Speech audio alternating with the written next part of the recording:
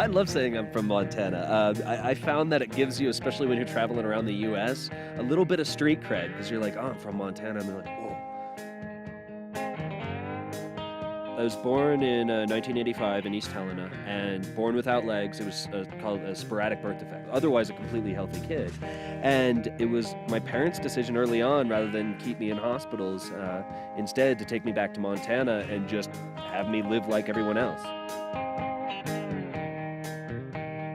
I think that my life would totally be different if I had been born somewhere else. The decision to say, you know, we're going to take a harder path that hasn't yet been discovered really made a huge impact on who I am today.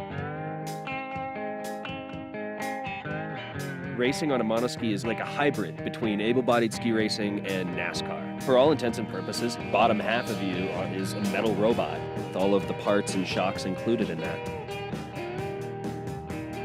The thing that was really amazing for me about X Games was just how open and accepting ESPN was about adaptive sports and bringing monoskiing in as an event. A lot of gratitude was the first feeling I had, just, you know, to have the opportunity to come out and compete in such an arena. And then the second emotion was just total fear. That course is absolutely frightening, and you know, when you've spent most of your time with your ski on the ground, you know, hitting an 80-foot kicker is kind of outside your realm of experience. When I started traveling, you know, the use of a skateboard as well as a couple other little adaptive devices that have since allowed me to travel to 27 or 28 different countries, photographing and documenting different people's reaction to a lot of these adaptive devices. That's brought a really warm reception from a lot of people, and it's kind of what launched me in a lot of ways.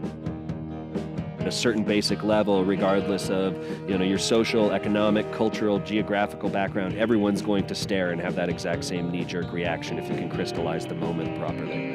And so chronicling those reactions as well as the stories people tell has been kind of my job for the past couple of years. I think one of the big things for me, at least with all this success, is it's made Montana that much more important, because it is a really good leveling mechanism when you're traveling around, being able to kind of come back to the same place and not have people care who you are.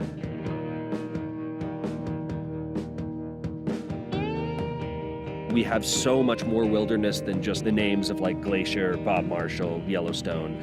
You pretty much can throw a rock and have it land off a beaten trail. I just like the fact that there's always somewhere to go that hasn't yet been discovered.